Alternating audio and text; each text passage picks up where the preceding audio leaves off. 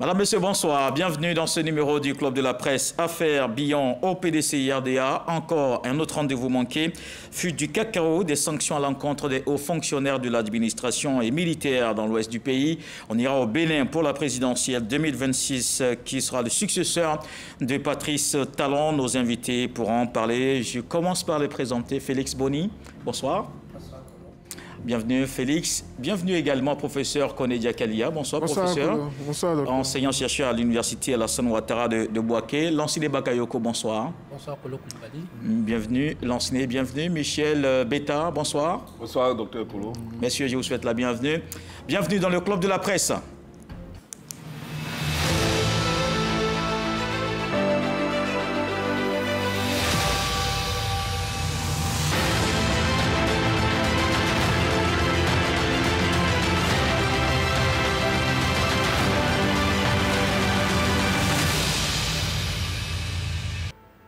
C'est un autre rendez-vous. Manqué la convocation de Jean-Louis Billon par le Conseil de discipline du PDCI-RDA. Le parti dit vouloir éviter des troubles. David Soyo.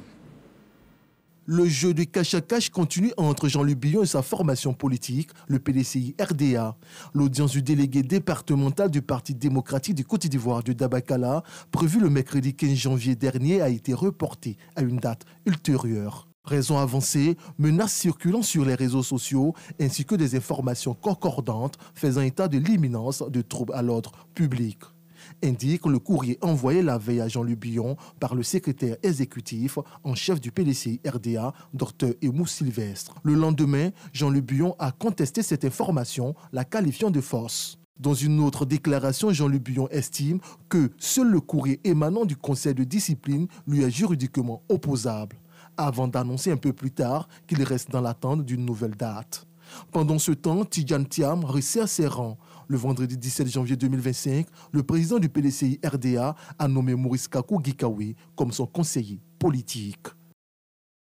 Alors, monsieur, quel commentaire vous inspire ce que l'on peut appeler l'affaire Billon au PDCI-RDA? Félix Boni.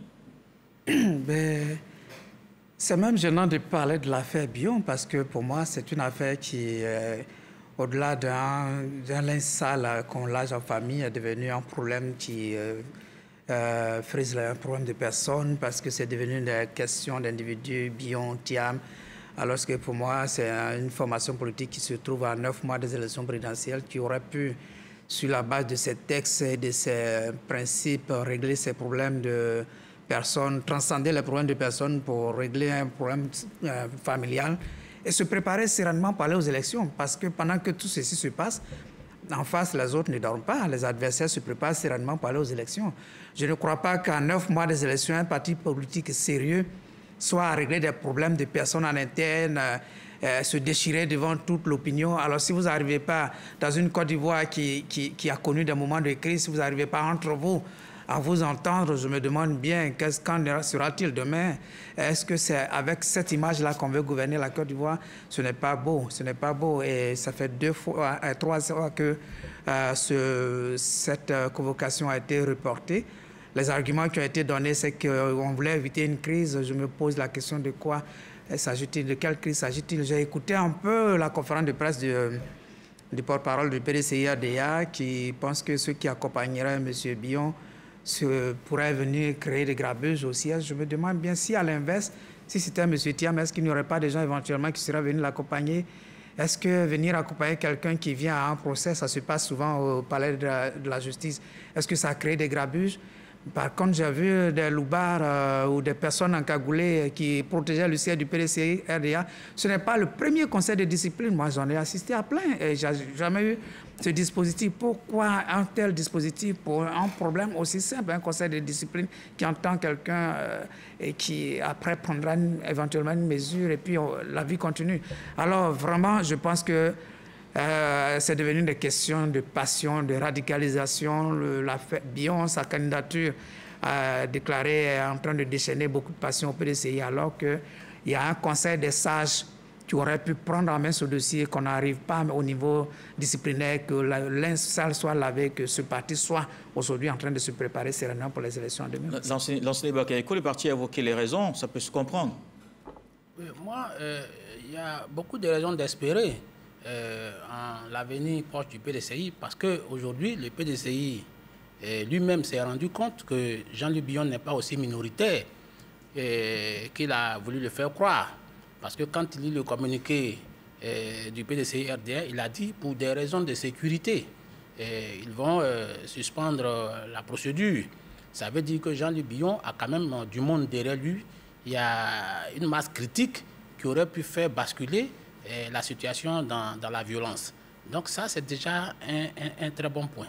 Que Thiam et ses hommes se soient ravisés pour comprendre que Billon est un candidat sérieux. Maintenant, le deuxième aspect, je pense que sur les mobiles de la convocation de Billon, il y a beaucoup à dire. On a dit atteinte à l'unité du parti, on a dit non-respect des décisions du parti.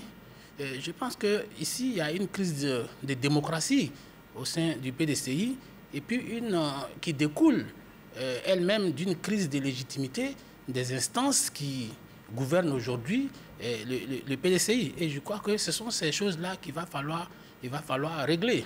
Et tout à l'heure, je disais qu'il y a des raisons d'espérer parce que vous avez vu dans le commentaire que nous avons écouté tout à l'heure, il est en train de rappeler certains cadres qui étaient, si vous voulez, en hostilité sournoise ou ouverte vis-à-vis, ou bien en situation de défiance vis-à-vis de la direction du parti.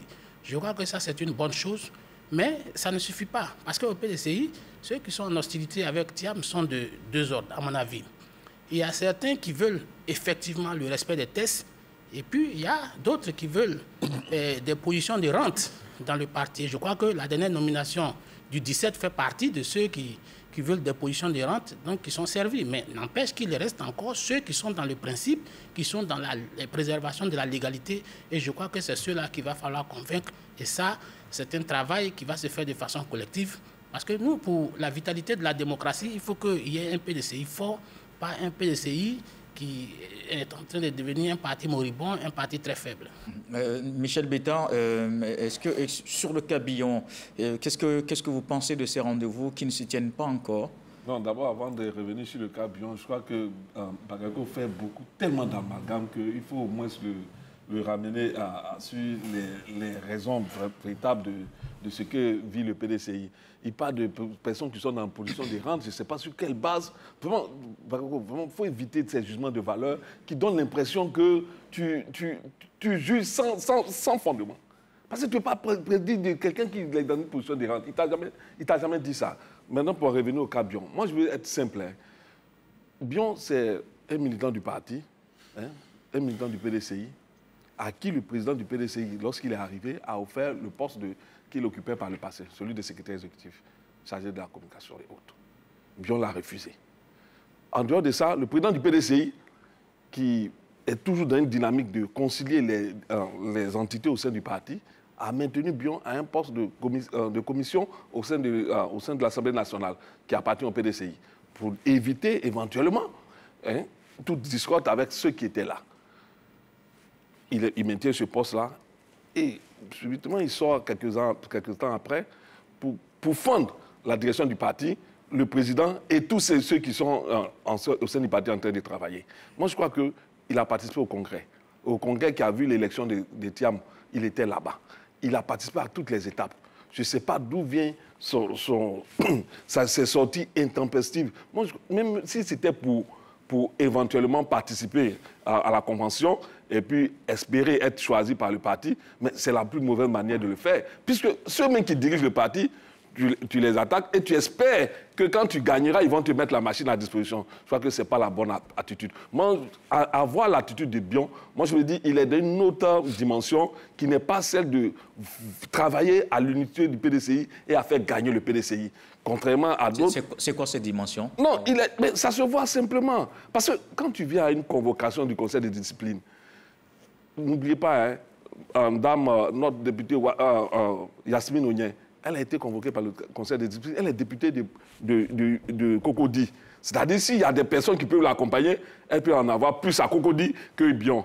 Mais elle est venue seule, elle a écouté le Conseil de discipline et elle a eu la sanction qu'il fallait. Donc, je ne crois pas qu'une convocation du Conseil de discipline nécessite tout ce toutes ces batailles médiatiques autour duquel Bion est en train d'évoluer. Moi, je crois que, s'agissant du PDCI, le parti là-dessus bien compris que la convention est prévue pour bientôt. Il va participer, mais je ne crois pas que ce soit son objectif. Son objectif n'est même pas de participer à la convention. Moi, quand j'observe l'attitude de Bion, il est dans une autre dimension, celle de vraiment travailler contre le PDCI et ses responsables. Professeur Koné. Bien, merci.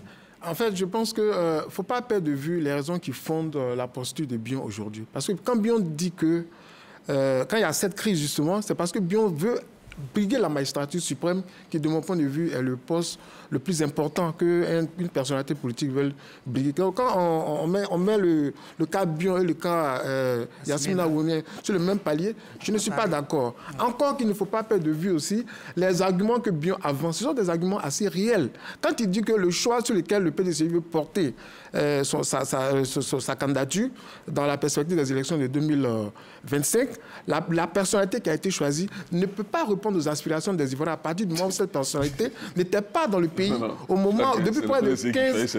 Oui, je suis d'accord avec vous, c'est le PDCI qui choisit. Mais encore que Bion veut que le PDCI choisisse le meilleur cheval, parce qu'ils se disent que, pour une fois, ils ne sont pas loin du pouvoir, et il faut choisir le meilleur. Et que lui, de par la posture qu'il a aujourd'hui, de par les réalités qu'il connaît du pays, de par sa présence continue au pays, il peut, de son point de vue, peut-être être le meilleur cheval du pays. Moi, je crois que sur ce plan-là, Bion même serait plus à l'aise de dévoiler son programme de société que de s'attaquer au président. Mais si donc, il faut aller à la convention puis choisir. Mais la convention est prévue.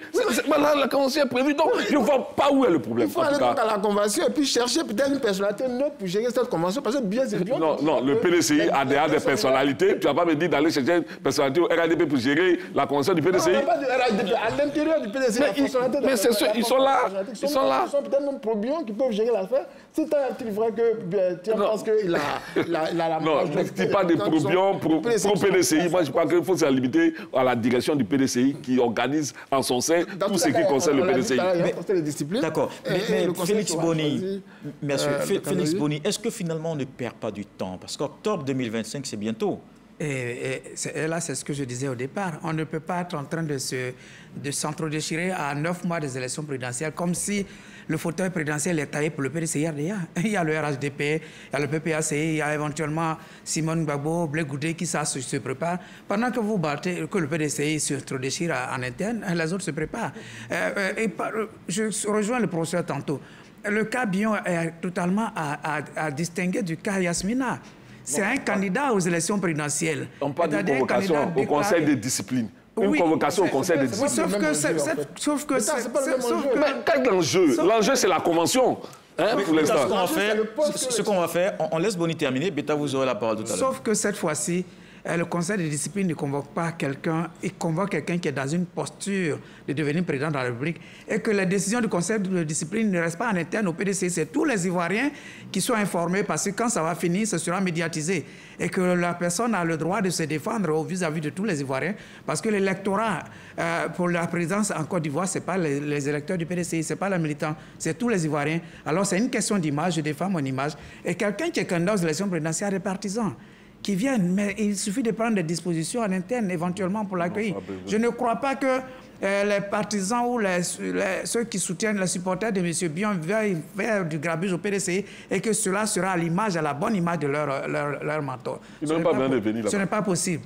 Mais ce sont des militants PDCI également aussi qui veulent venir. Et puis je n'ai pas entendu nulle part, je n'ai lu nulle part, j'ai fouillé, je n'ai pas vu le ministre Bion lancer un appel à ses partisans de venir au siège du PDCI parce qu'il s'en va à un rendez-vous du Conseil de discipline. Alors s'il y a des militants qui se disent « nous on le soutient, on va aller l'accompagner, le soutenir, le porter notre soutien », mais c'est de bonne guerre, c'est leur droit aussi. Maintenant, à 9 mois des élections, si le PDCI pense que le fauteuil présidentiel est fait pour le PDCI et qu'après sa querelle, les Ivoiriens vont leur donner le siège, alors on verra. Mais je crois qu'il faut se préparer sereinement pour aller aux élections présidentielles en 2025 avec une convention. Alors, je vais juste terminer, chuter sur ce point. J'ai écouté le porte-parole du PDCI hier, avant-hier à sa conférence de presse. Je l'ai écouté hier sur un autre média. Cette convention, lui, il se dit, on a jusqu'au mois d'août, on peut faire la convention.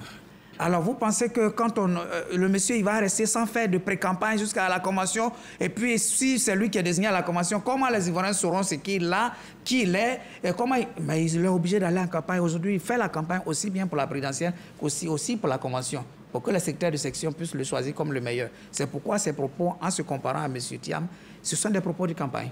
Lanciné, d'abord. Moi, je crois que Michel Betta, à la suite de Bredoumi, peut gloser sur la légitimité du président Tidiane Thiam à aller aux élections présidentielles en l'état. Mais je pense qu'ils ne peuvent convaincre personne. Pas plus que les militants même lucides du PDCI-RDA.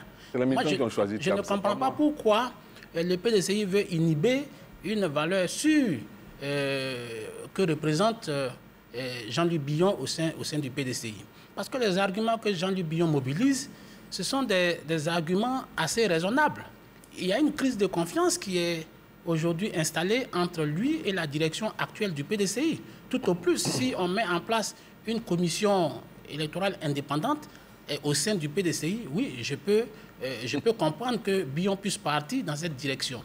Mais pour le moment, ce n'est pas le cas. Et donc, Billon est en droit de douter de la confiance. Par ailleurs, Michel Betta est en train de dire qu'une convention va être organisée dans les mois à venir, peut-être jusqu'en août.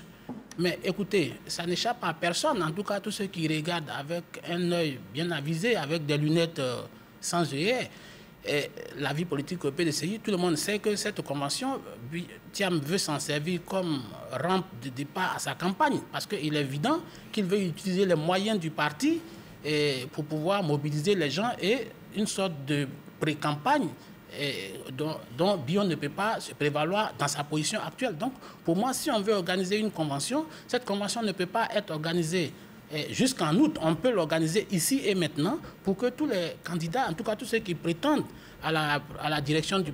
enfin, d'être adoubés par la direction du parti pour le 25 octobre 2025, pour que tout cela soit sur la même longueur d'onde. Or, tout porte à croire aujourd'hui que le PDCI veut tout faire pour dresser un tapis rouge, en tout cas des lauriers au président Tidiane Thiam, et lui éviter toute compétition électorale transparente et claire. Et ça, c'est quelque chose qu'il faut absolument corriger. Et je le répète, il faut que le PDCI le corrige très rapidement, parce qu'on a besoin d'élections, vous avez dit inclusives, moi j'ai dit démocratiques, mais ça ne peut pas se faire tant qu'au départ, en interne, s'il y a une crise de démocratie, comme je l'ai dit au départ, il faut régler ce problème pour que demain, en octobre, au plan macro, que les gens n'aient pas de velléité de venir contester ce qui les a passé. Le PDC ici, éventuellement, il y avait des contestations. Vous avez terminé l'enseignement. Même si légitimes soient ces contestations, ce n'est pas de la tautologie, il n'y aura aucune légitimité à venir contester une élection présidentielle, alors qu'en interne, même au PDCI, il y a eu des tentatives de fraude, de la tricherie. Je crois que si Bakayoko parle de démocratie, c'est au PDCI qu'il faut regarder, parce que le PDCI, la convention est prévue. Ailleurs, il n'y a pas de convention. Non, s'il te plaît. Non, s'il te plaît. Le PDCI est le seul parti qui a organisé son congrès pour élire son président. Ce n'est pas le cas depuis un certain temps. Mais les conditions, c'est les conditions des militants, ce n'est pas tes conditions. C'est les conditions des militants. C'est une élection interne du parti. Donc les militants sont venus voter après les 80%. Donc tu n'as pas leur dit dans quelles conditions. S'ils n'avaient pas remis les conditions, ils ne viendraient pas. Maintenant, s'il te plaît. Maintenant, pour en revenir à la question de Billon, moi je crois que c'est vous-même qui en faites un problème. Sur le PDCI, je ne pense pas que le cas Billon soit un problème. Puisque, comme vous l'observez, c'est le président du PDCI même qui a dit qu'il y aura une convention. Personne ne lui a obligé. Il y aura une convention et tout le monde peut venir compétir. Il va faire en sorte que tout le monde puisse compétir. Il a dit dans son discours. Donc moi je crois que Billon même doit être à l'aise. Il doit être très... Il a dit une convention inclusive. Moi je crois que Billon même, ce qui fait son problème, c'est vos propos certainement. Parce que, en fait, on lui donne l'occasion de parler de son programme. il se contente de charger le président et la direction du parti. C'est pas son rôle. Là, le PDC est un combat contre le parti au pouvoir, pour revenir au pouvoir. Donc, si tu as des arguments à porter, c'est contre le parti au pouvoir. De sorte que quand on te choisit demain, tu as assez d'arguments pour vaincre ceux qui sont en face et non pas détruire ce qui détruit même ton parti. Je crois que le verre même est dans le fruit quand on regarde l'attitude de Bion. Parce que Bion a décidé non pas de charger le parti au pouvoir, le parti qui a le pouvoir pour lui arracher le pouvoir, mais il compte détruire ce parti afin d'arriver affaibli même si éventuellement il est choisi. Michel Betta, il y a aussi cette dernière nomination que certains estiment comme un moyen de resserrement des liens du côté de Thiam, la nomination de Guy Kaoué. Qu'est-ce que vous en pensez? Non, vous savez, moi souvent quand on dit ça, je dis mais attends, les nominations d'autres refusent. Si Guy Kaoué a accepté la nomination, c'est parce qu'il se sent même de travailler pour le parti. Donc je ne crois pas que ce soit une situation pour resserrer un lien quelconque. C'est parce qu'à un moment donné, on va à une compétition présidentielle, le PDCI resserre ses liens pour aller gagner. Donc quand on va gagner, on prend tous ceux qui ont la compétence nécessaire, qui veulent travailler. C'est ça aussi. Parce que c'est ce qu'il ne faut pas oublier. Quand Thiam est venu, il a nommé Bion. C'est là que tu veux travailler. Viens, on va travailler pour arriver à la victoire. Guy Kaoué veut travailler. Thiam l'a mis à côté de lui. Allons travailler pour arriver à la victoire. Donc le PDCI est dans une dynamique très claire. Comment faire pour que notre parti, le PDCI, bien entendu, qui depuis plus de 20 ans est dans l'opposition, puisse gagner cette présidentielle-là pour donner le sourire aux Ivoiriens qui ont tant souffert de la présidentielle du RADP. C'est ça la question. Et le PDCI se donne les moyens. Évidemment, il y a beaucoup de réactions. Je commence par Lanciné. Tout à l'heure, d'abord. J'ai dit quelque chose qui a irrité mon cher ami Betta. J'ai dit qu'il y avait dans le PDCI deux catégories de personnes. Ceux qui veulent le respect scrupuleux des tests et ceux qui sont en position de rente. Je crois que le professeur Maurice Kakou-Dukawe est, si tu veux, dans la deuxième catégorie. Non, moi, il faut qu'il arrête. S'il te plaît. Non, parce que c'est injurieux. Tu ne peux pas dire de quelqu'un qui est en position de rente. C'est injurieux. Moi, je ne sais pas sur quelle base il t'a parlé de ça. Mais il ne faut pas inventer des choses et puis les attribuer à des personnalités aussi importantes. Moi, je pense que tu es dans une posture qui n'est pas bonne. Ce n'est pas la bonne posture. Tu peux changer tes propos, utiliser d'autres propos pour ne pas injurier les grandes personnalités comme Guy Kaoué. D'accord. L'enseignant, vous en tenez compte et on avance. Je ne pense pas avoir injurié. En position de rente, si on te le dit, tu seras content? Bon, je ne pense pas que vous en tenez compte, on avance. On avance. Je le dis parce que même avant la tenue du congrès de décembre 2023, le professeur Maurice Kakou-Dukawe avait fait une doléance qui était absolument surprenante pour un homme politique. Il avait dit, moi je veux juste être le président du parti, mais je ne veux pas être le candidat du parti. Mais Bion aussi l'a dit. Je ne veux pas être le candidat du parti, mais je veux simplement être le président du parti. Ça veut dire quoi? Il a dit qu'il veut qu'il y ait un président. Si tu permets. Mais je te réfléchir la mémoire. Il y a qu'un président, puis il y a des candidats. Après, il a dit... Donc, Bion n'a pas dit autre chose que ce que Bion a dit. La démocratie peut s'exprimer maintenant. L'enseignant, vous allez terminer très rapidement. Parce la démocratie peut s'exprimer maintenant. Vas-y. Ok, donc je veux dire, j'appelle une position de rente parce que quand quelqu'un dit, moi je veux être président, mais la candidature, je la laisse. Parce que être président d'un parti, ça a tout son sens. Ça veut dire que c'est lui qui va devenir l'interlocuteur des autorités, du parti au pouvoir, celui qui va gérer les fonds qui sont décaissés en faveur du parti. Donc je veux dire, Maurice Kakou-Dukawe n'est pas là pour défendre les tests. La preuve, il a dit même à la veille, il a dit, moi, je vois que les tests ont été violés, mais moi, je ne veux pas être celui qui va détruire le PDCI RDA. Donc lui, il s'est soumis à la violation des tests. Mais Bion lui dit, moi, je ne suis pas en position de rente. Je me suffis largement, je suis chef d'entreprise, je n'ai pas besoin de position de rente. Donc, lui, il a décidé de mener le combat. Et je ne vois pas... Contre le PDCI. Non, pas contre le... Il n'est pas seul, d'autant que la fois dernière, les gens du PDCI ont été obligés de barricader le siège parce qu'ils ont su que derrière Bion, il y avait du monde qui venait et qui aurait pu prendre d'assaut du PDCI. Félix Boni et Diagalia, on a malheureusement 2 minutes seulement pour vous deux. Je ne pense pas comme Bakayoko, parce que pour moi... la politique est la saine appréciation des réalités du moment. Et c'est à cela que je voulais dire, répondre un peu à ce que Betta disait. Est-ce que Guy Kaoué avait le choix de ne pas accepter? Que lui sera-t-il arrivé? Attends, Est-ce qu'il ne... Maurice Kakou qui a refusé d'arriver au RNDP quand même Ouattara lui a proposé des postes. Est-ce qu'il avait le choix? Non, je ne vois pas. Ouattara n'a pas confirmé. On a vu tout ce qu'il a recruté. Ouattara n'a pas confirmé ça. On a vu tout ce qu'il a recruté au PDCI. S'il vous plaît. Vous êtes en train de griller notre temps de parole. 2 minutes. Que lui serait-il arrivé? Est-ce qu'il n'aurait pas été ostracisé comme Jean-Louis Billon l'est en ce moment précis? Alors mieux, à quel poste Maurice Kakou-Djikaoué a été appelé? Vice-président. S'il te plaît, conseiller politique. Mais vice-président d'abord. Mais il faut dire les choses. Savons-nous avec quel bagage M. Djikaoué se rapproche encore davantage de M. Thiam? Savons-nous si M. Djikaoué, qui est l'une des pépinières du PDCI qui aujourd'hui a atteint pratiquement un certain niveau, savons-nous s'il rejoint M. Thiam à ce niveau pour éventuellement ramener l'apaisement dans la maison, peut-être éventuellement aider, parce que je sais que dans sa posture, et quelqu'un l'a dit, M. Djikaoué fait partie de ceux qui, dans l'ombre, ruminaient quand même une certaine rancœur, une certaine rancune, un certain ressenti. Est-ce que M. Djikaoué va être celui-là par qui, j'allais dire, la réconciliation, le rapprochement de toutes les autres tendances va se faire? Attendons de le voir dans les actes, mais ne pensons pas que ce soit forcément une nomination pour, j'allais dire, écarter, j'allais dire, isoler un autre candidat. Moi, je pense que ça peut être une nomination qui va pour ce qu'on a un signe d'apaisement peut-être? Oui, quand même. Hein. Je crois qu'il faut peut-être restituer le propos de Simon dans son contexte. Tout à l'heure, il a dit que le PDCI veut venir au pouvoir pour venir faire, le bonheur des Ivoiriens. Je pense que les Ivoiriens sont suffisamment heureux. Donc, avec la gouvernance du RHDP, avec tout ce qu'on a vu, avec tout ce qu'on voit, je pense aussi que ce qui se passe actuellement au niveau du PDCI est symptomatique du manque de démocratie. Parce qu'on a parlé d'existence d'un conseil de sages. Oui. On n'a pas besoin de s'étaler sur la place publique pour venir étaler. Hier, avant-hier, dans son entretien, sa conférence de presse, Soumaïla Brendoumou parlait de cas de Billon, on veut faire du cas de Billon. C'est pas un cas. C'est un cas, justement, parce que c'est symptomatique du manque de démocratie actuellement qu'il y a au sein de ce parti. On ne peut pas... Déficit de démocratie. On a fait le tout, peut-être Beta qui va ajouter quelque chose. Non, moi je veux juste ajouter que vraiment le PDCI, aujourd'hui on peut s'en féliciter, c'est le seul parti au sein duquel, pour la désignation de son président, même de son candidat, il y aura une convention, ce qui n'est pas le cas ailleurs. Donc on peut parler de démocratie. Convention biaisée.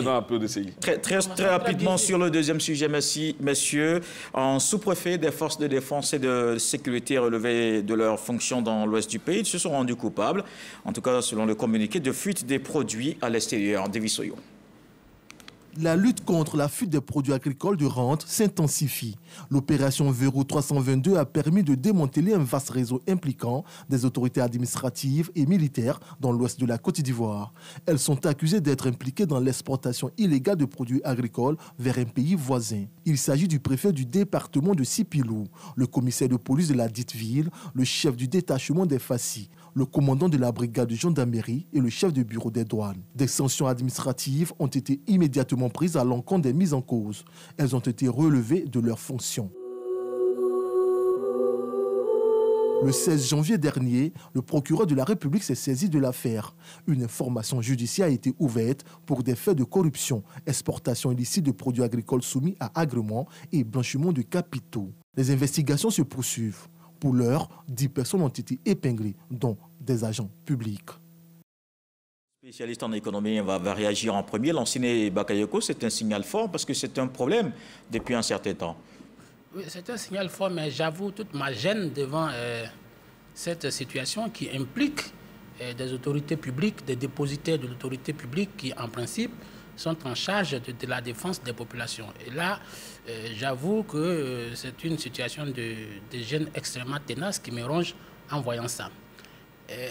Parce qu'en réalité, on aurait pu imaginer que ce soit des opérateurs privés qui veulent s'enrichir, qui puissent s'adonner à ces genres d'actes. D'autant que le gouvernement avait déjà corsé, via une ordonnance qui avait été prise en 2018, qui en tout cas encadrait, en tout cas qui réprimait l'atteinte à la commercialisation des produits agricoles. Ça pouvait aller, je crois, de 50 millions à 10 ans. 2 à 10 ans de prison avec 50 millions d'amendes. Et aujourd'hui, ce sont les autorités publiques elles-mêmes qui se rendent coupables, enfin, présumées de ces actions. C'est quelque chose qui est absolument... Non, le communiqué a été clair, il n'y a pas de doute. Oui, puisqu'ils ont été relevés de leur fonction. Ils ont été relevés, mais je pense que ça, c'est une mesure administrative. On va attendre un procès parce qu'ils ont dit sans préjudice de poursuite judiciaire pénale. Et donc, on va attendre ce que les juges vont dire pour pouvoir déceler. Mais je crois que c'est une grosse perte pour la Côte d'Ivoire. Je voudrais tout de suite vous dire que sur la période d'octobre 2024 à décembre 2024, c'est près de 365 milliards de francs CFA qui ont été perdus sur la fraude dans cette zone du pays.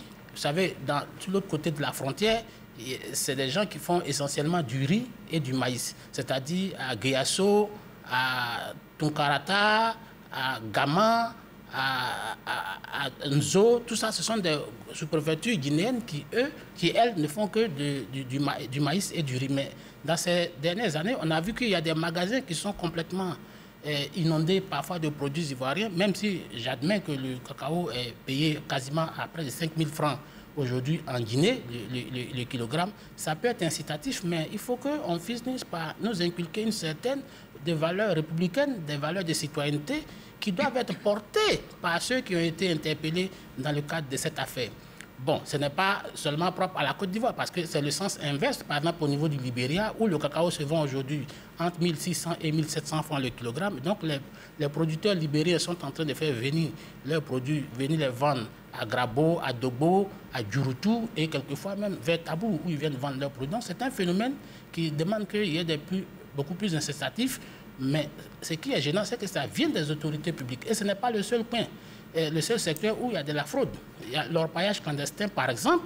Je vais extrapoler un peu. Vous savez que cet orpaillage clandestin est généralement validé et généralement facilité par les mêmes personnes qui ont été interpellées dans cette affaire. Voilà pourquoi aujourd'hui, cet orpaillage pose un problème écologique, un problème social, un problème économique à la Côte d'Ivoire. Et si vous allez dans les zones frontalières, c'est exactement... c'est un désastre, c'est un scandale qui se passe dans ces zones-là. Et ça, je pense que pour des besoins d'exemplarité, en attendant d'inculquer des valeurs de citoyenneté à l'ensemble des autorités administratives et même à l'ensemble de la population, il va falloir que l'État fasse preuve de fermeté, ils aient le fer entre les dents, et la main dure vis-à-vis de ces personnes pour que plus jamais ce genre d'actes ne se reproduisent. Félix Boni. Je voulais remercier Bakayoko d'avoir fait un clin d'œil à la question de l'orpaillage clandestin, parce que j'allais l'évoquer justement, c'est-à-dire que le même schéma qui a prévalu pour le cas de la fuite du cacao, ce même schéma se remarque également aussi dans la propagation de l'orpaillage clandestin dans presque toutes nos régions. C'est pratiquement vu au sud de tout le monde et probablement avec l'implication de différents acteurs publics que cet orpaillage continue de se propager dans toutes nos régions et détruire pratiquement les terres. Cela dit, ce qui est arrivé à l'ouest est un cas, mais il ne faudrait pas se limiter à l'ouest. Je crois que quelques jours juste après, on a attrapé également encore un camion qui transportait du café et qui se rendait également vers le nord, vers les frontières du nord. Je me souviens, il y a quelques mois, le président du Burkina Faso, le capitaine Ibrahim Traoré, qui dans l'un de ses discours parlait de la production de cacao au Burkina Faso.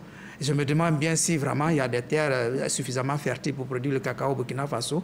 Mais de mémoire des journalistes, c'est cette année, c'est l'année qui vient de s'écouler, 2024, que j'ai entendu que le Burkina Faso produit du cacao. À savoir si ce n'est pas toutes ces fuites-là qui font que le Burkina peut se compter parmi les États qui produisent du cacao. À l'est de la Côte d'Ivoire, on a toujours les mêmes soucis de fuite de nos produits locaux. Tout ceci pour dire quoi? Parce qu'il y a également l'anacade. Il semble-t-il, de l'autre côté de la frontière, l'anacade est vendue à un prix relativement supérieur à la Côte d'Ivoire, qui a des fuites de l'anacade vers l'est, c'est-à-dire au Ghana. Tout ceci pour dire qu'il faut que nos autorités travaillent à la meilleure rétribution de nos produits locaux pour les producteurs. Parce que qu'est-ce qui fait qu'il y a ces fuites? C'est l'attractivité des prix de l'autre côté. Quand on parle de 5 000 francs de l'autre côté, que chez nous, nous sommes à 1 800 francs, pendant qu'au moment où nous parlons sur ce plateau, le prix du cacao est à 7 000 francs sur le marché international, il y a un problème. Il y a un problème. C'est vrai que Bakayoko est bien placé pour le dire. On a un système qui méritent d'être également connus par les producteurs. Mais moi, je pense qu'aujourd'hui, quelle que soit la situation, on va aller à une chute de la production et le prix va continuer à se renchérir à l'international parce qu'il y a le vieillissement du verger, il y a même les problèmes de terre, il y a également les questions d'orpaillage clandestin qui aujourd'hui préoccupent pratiquement les populations. Il y a également aussi la maladie de, je crois, sous les soude. Donc, il est clair qu'on va aller à une production qui va aller en baisse. Or c'est une question de la loi de l'offre et de la demande. Les prix vont aller se renchérissant au niveau international. Il faut prendre des mesures, des dispositions pour ne pas faire la vente anticipée, pour que cela puisse profiter aux producteurs qui ne soient pas tentés d'aller à l'étranger pour vendre le produit. Oui, mais quand cela ne tienne, moi, je voudrais également féliciter le gouvernement pour cette mesure qui a été prise, parce que nos autorités administratives et militaires ne devaient pas être comptables de cette corruption qui se fait dans la transaction de nos matières premières dans d'autres pays. Il faut reconnaître qu'à partir du moment où ces autorités-là sont, j'aurais dit, le garant de l'administration dans ces zones-là, notamment à Sipilou. Donc je voudrais féliciter aussi la fermeté du chef de l'état-major et par ricochet du gouvernement, parce que le président de la République a été clair lors de son discours du 31 octobre sur la corruption laquelle il entend lutter dans la perspective de 2025 et des années à venir. Michel Betta. Le docteur l'a dit, hein, il entend lutter dans la perspective de 2025. C'est un discours électoraliste. Voilà, électoraliste. Moi, je crois que cette sanction qui a été faite maintenant, à quelques mois des élections, s'inscrit plutôt dans des discours électoralistes que réels. Parce que la question dont on parle, des questions... Vous voulez dire que ce n'est pas vrai que les... Non, parce que, non, je vous le dis pourquoi. Non, j'en viens. Vous savez, la question des personnes administratives dans les zones telles que Sipilou, on voit comment ça se négocie. Ça se négocie à coût de centaines de mille. Pourquoi on t'affecte là-bas? C'est des choses, on n'en parle pas trop. Mais c'est sérieux. Pas d'où vous tirez. Non, mais j'ai rencontré les autorités, mais à cet effet, parce que des informations nous ont été données à un moment, dans le cadre de mon journal, et je suis parti les rencontrer. Les gens disent, pour être affecté à Sipilou, pour être affecté dans des zones où le trafic est intense, il faut miser de l'argent. Et nos forces de l'ordre le font pour être affectés là-bas. Aujourd'hui, qu'il y a une sanction. Aujourd'hui, qu'il y a une sanction à l'approche des élections, il faut le faire remarquer, à l'approche des élections. Sinon, ça existe depuis longtemps. J'ai parcouru même tout un certain communiqué du DG des douanes qui disait non, il faut arrêter ça, que depuis 2013, de Issa Coulibaly, je l'ai vu, je ne l'ai pas envoyé certainement, mais je vais dire que cette question des autorités administratives qui sont mêlées au trafic de nos matières premières est récurrente dans ces zones-là. Et ces zones-là sont des zones prisées par tous les administrateurs dans notre fonction publique. Il ne faut pas le cacher, il faut le dire les choses telles qu'elles sont. Maintenant que le gouvernement décide de sévir à quelques mois des élections, moi je dis que peut-être qu'aujourd'hui il se sent un peu trop acculé par la gestion autour de la corruption et qu'il veut montrer une volonté politique. Mais je pense que les populations seront mieux appréciées. Les populations seront mieux jugées de l'opportunité de la décision. Mais pour ma part, je pense qu'aujourd'hui, le trafic de nos matières premières prend de l'ampleur et cela est le fait de la complicité de certains responsables administratifs. Et ce n'est pas seulement à Sipilou, dans plusieurs de nos zones, ça se voit. Ça se voit. Donc finalement, c'est une réalité. C'est une réalité. Moi, ça dure. Vous me semblez dire que ce n'était pas vrai. Non, je n'ai pas dit que ce n'est pas vrai. J'ai dit seulement que pour y aller, ces autorités qui sont là-bas, pour y aller, elles sont obligées de débourser de l'argent même pour être dans ces zones où on estime que quand tu es là-bas, tu gagnes de l'argent par ces zones-là. On vous entend mieux maintenant. Voilà, c'est ça. Lancez d'abord qui voulait réagir juste avant vous, Félix. Moi, je pense que à partir de ce que Betta vient de dire, je crois qu'il doit être entendu. Oui, mais je suis entendu. Non, pour ça, je ne suis même pas gêné. Qui doit être entendu par le procureur de la République. Oui, parce que tu viens de dire que ces fonctionnaires-là vont corrompre leur hiérarchie pour pouvoir être... Mais justement, il y a eu plusieurs dossiers dans ce sens-là. Je pense que tu dois être entendu par le procureur. Non, c'est un journaliste, il a ses sources. Mais je vais les donner, s'il vous plaît, l'enseigner, il a ses sources. Et la loi ne lui impose pas de révéler ses sources. Oui, la loi ne le fera, pas, mais quand c'est une attaque contre, je veux dire même l'État de cette manière, je pense que pour de plus amples informations, il devrait pouvoir les mettre à la disposition du procureur. J'ai rencontré des autorités même pour cela déjà.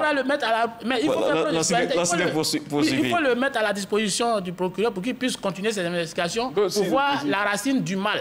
Maintenant, tu dis que c'est pour des raisons électoralistes. Pour moi, je pense que dans notre corpus juridique, c'est écrit noir sur blanc atteinte à la législation sur la commercialisation des produits agricoles.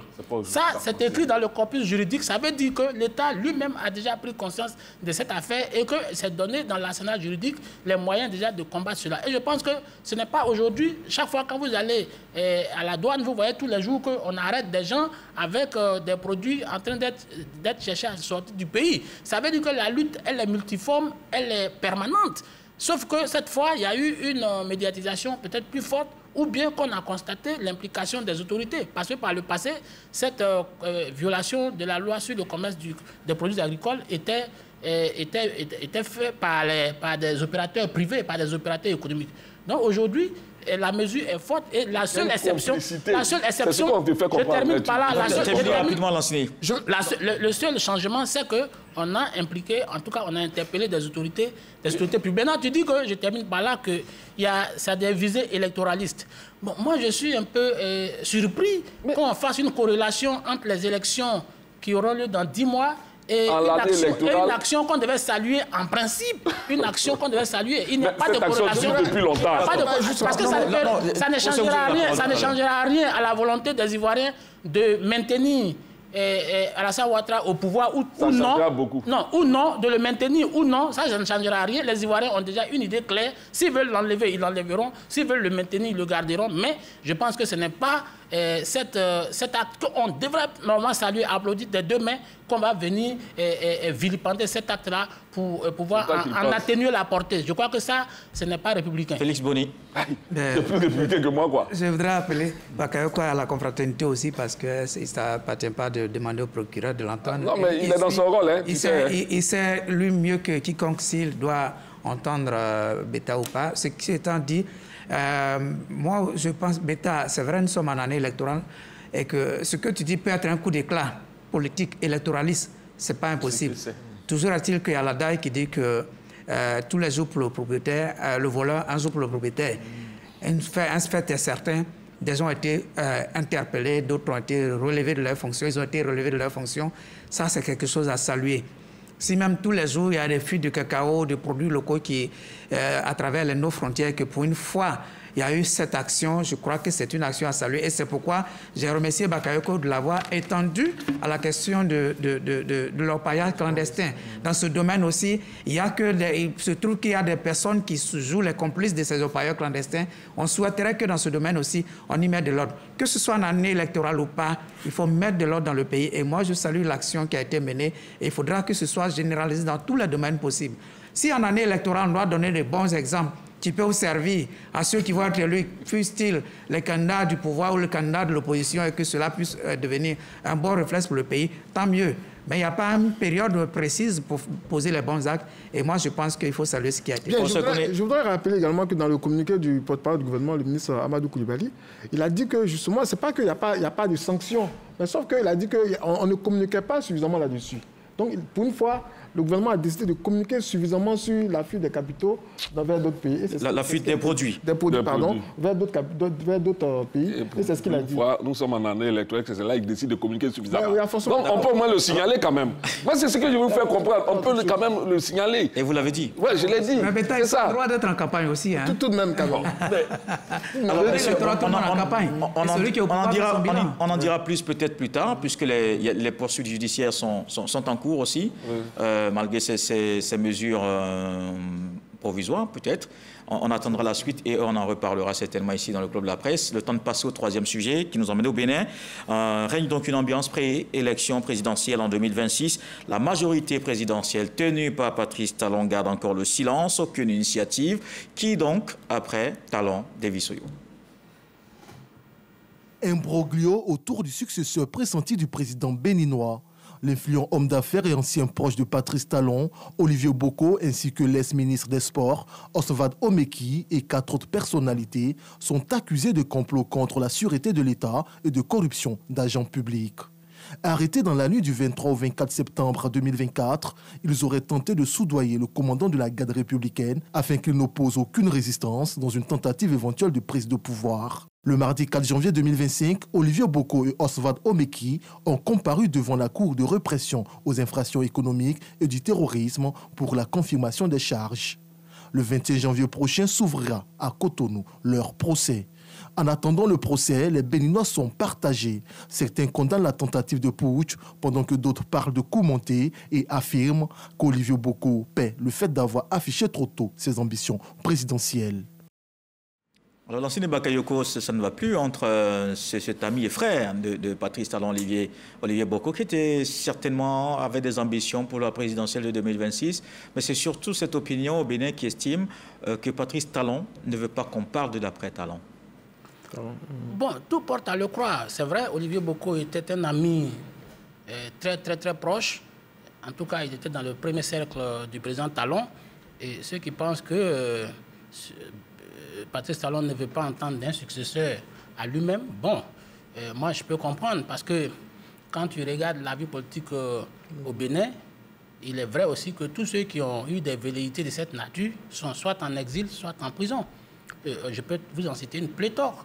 Bon, pour parler même au niveau des hommes politiques, même les FCBE de Yahi Boni, aujourd'hui, tous ceux qui étaient les candidats putatifs pour la présidentielle sont en exil. Je pense à Komi Kounché qui est en exil, il y a Valentin Jonathan aussi qui est aujourd'hui en exil. Bon, quand tu vas sur l'opposition classique... Et la dame aussi, Rakia Madigou. Rakia Madigou est en prison. Joël Aïvo, qui lui aussi avait des velléités, est aussi en prison. Quand tu prends au plan interne, aujourd'hui même dans le gouvernement de Patrice Talon, il y a Seydou Adambi qui s'était déclaré à peu près il y a un mois, qui est aujourd'hui limogé du gouvernement. Il était le ministre des Mines et de l'Énergie. Et il y a Liadi Soglo, qui lui aussi voulait être candidat, mais qui est sur une condamnation de 10 ans. Il vit en exil à Paris. Et il était de passage il y a quelques mois ici à Abidjan. Donc je pense que... Osvaldo Meki aussi, qui soutenait ouvertement Olivier Oui, Boko. Mais Osvaldo Meki était un ami proche d'Olivier Boko. Olivier Boko qui lui-même, en tout cas dans l'opinion publique béninoise, il était bien parti pour succéder à Patrice Talon. Mais je crois que je ne dirais pas que les élections qui vont avoir lieu en 2026, Patrice Talon, qui est fort clos, notamment par la Constitution, va vouloir remplir. Mais rien n'est tard, il reste encore plus d'1 an. Et lui, en tout cas, tous ceux qui ont essayé, Sébastien Javon, j'allais parler de Sébastien Javon, qui lui aussi se retrouve en exil. Tous ses biens ont été vendus parce que celui-ci aussi avait réclamé une part de pouvoir. Bon, et même quand on regarde aujourd'hui dans la classe politique, au sein même des proches de Patrice Talon, qui lui-même n'a pas un parti structuré. C'est le bloc républicain. Non, pas le bloc républicain. Vous savez, le système politique béninois était que il y a eu même une réforme des partis politiques. Yahi Boni n'avait pas de parti quand il est venu au pouvoir. Également, Patrice Talon n'avait pas de parti quand il est venu au pouvoir. Donc, il y a eu une réforme constitutionnelle qui a limité la vie politique, disons les partis. Aujourd'hui, il y a d'autres partis, mais il y a 2 partis qui portent Patrice Talon. Il y a le bloc républicain dirigé par Abdoulaye Bio-Tchané et il y a l'Union progressiste qui est dirigée par Joseph Diogbenou, qui lui-même était président du Conseil constitutionnel, qui a démissionné pour venir prendre la tête du parti. Aujourd'hui, il est remplacé par Dorothée Sosa au Conseil constitutionnel. Donc, je pense que les gens pensent aujourd'hui que Diogbenou peut avoir des velléités, mais lui-même, il ne s'est pas encore clairement prononcé. Mais pour ma part, je pense que la thèse selon laquelle Patrice Talon ne veut pas de successeur, en tout cas affiché aujourd'hui, ça c'est vraiment réel. Et je voulais terminer par là, même dans son gouvernement, son ancien ministre des Affaires étrangères, Aurélien Agbenancy, qui avait émis quelques désaccords avec lui sur la gestion de certaines choses, notamment au plan des réformes constitutionnelles, lui a été limogé, remplacé par Alassane Olusegun, qui lui est un très proche de Patrice Talon. Ce silence a imposé une bombe à retardement, Félix? Non, on ne peut pas parler de bombe à retardement. Patrice Talon a été clair qu'il ne se représentera pas. Et il a été aussi clair en disant qu'il n'est pas du genre à faire la promotion de ses proches, de ses amis, des membres de sa famille pour sa succession. C'est-à-dire pour lui en politique, ses proches ne devraient pas s'agiter déjà, penser à sa succession, mais plutôt continuer à travailler jusqu'au jour où il passera le pouvoir à celui qui aura été élu. N'empêche qu'il a cité le nom de Diogbenou.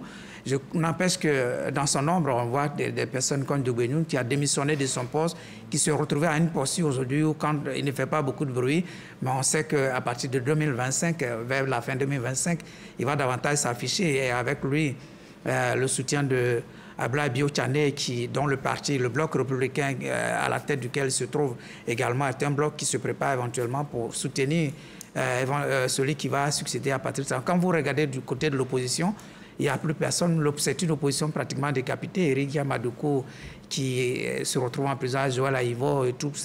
Le bloc de la coalition de l'opposition aujourd'hui n'a pas de leader. Le seul leader de la coalition de cette opposition qui parle, qui a une certaine voix, c'est le président Yahi Boni, qui rencontre de temps en temps le président pour essayer de décrisper un peu l'atmosphère, mais il n'est pas candidat lui parce qu'il a déjà dirigé et il n'attend même pas revenir au pouvoir. Mais une chose est certaine, Patrice Talon ne sera pas candidat, il l'a dit et il est dans cette dynamique, mais c'est un monsieur qui n'a pas envie que dans son ombre, il a cité le ministre qui a été démis, dans son ombre, au lieu que les gens se mettent au travail, ils se mettent à se préparer pour sa succession. Il ne veut pas entendre de succession dans son entourage, mais je vois que dans l'ombre, il soutient Diogbenou. Parce que Diogbenou se prépare. Félix, ce n'est pas tout à fait évident parce qu'il y a quelqu'un aussi qui est dans son staff pour qui il a beaucoup d'admiration, c'est son ministre de l'économie et des finances, Romial Ouadani. Oui, je sais que Romial Ouadani est... Non, mais ça nous fait dire évidemment qu'il y a beaucoup de candidats. Politiquement, vous verrez que Romial, politiquement, ne fait pas du bruit. En fait, c'est ce que Patrice Talon veut. C'est-à-dire, pendant que nous sommes au travail, pas de politique. C'est-à-dire, parlons, travaillons, et puis maintenant, au moment opportun, quand il s'agira, l'heure aura sonné pour la politique, il a dit il ne sera pas inactif. Oui, je termine. Il ne sera pas inactif à 2026. C'est-à-dire, il y a un moment donné où il va éventuellement se faire actif. Mais pour l'instant, travaillons. Et moi, j'apprécie cette dynamique. Oui, je pense justement que c'est cette dynamique-là qu'il veut rechercher. C'est-à-dire qu'il faut mettre l'accent sur ce qu'il est en train de faire actuellement plutôt que d'avoir des velléités, des candidatures qui peuvent saper peut-être l'harmonie de sa coalition. Et je pense que c'est une bonne... Il y a peut-être une crainte aussi d'implosion de la majorité parce qu'il y a tellement d'ambition. Si. Justement, c'est ce qui explique cela. Parce que justement, il faut mettre l'accent sur le fait qu'on est dans une dynamique de développement du Bénin. Il faut continuer dans cette lancée-là plutôt que de mettre des velléités de candidature, ça et là, qui pourraient saper les fondements du parti. C'est votre avis, Michel Betta? Oui, Talon, il a montré comme vraiment son très grand respect de la démocratie depuis qu'il est là. Bon, quelquefois, on peut lui reprocher certaines choses, mais moi, je retiens de Talon ce président-là qui a mis fin au culte de la personnalité. Ça, contrairement à ce qu'on assiste ici dans la ville, tu vois les panneaux du président qui sont affichés partout. C'est des choses qu'on doit dépasser. Talon a promis ne pas se représenter en 2026. Et je crois que depuis sa démarche dans son action politique, il montre qu'on peut lui faire confiance. Maintenant, pour tout ce qui se passe autour de lui, moi je pense que c'est révélateur après le coup d'État auquel il dit avoir échappé. C'est tout à fait normal qu'aujourd'hui, il soit un peu plus rigoureux vis-à-vis de tous ceux qui manifestent des velléités de candidature pour leur demander de se mettre d'abord au travail en attendant que les Béninois puissent arriver à l'échéance électorale et pouvoir les juger.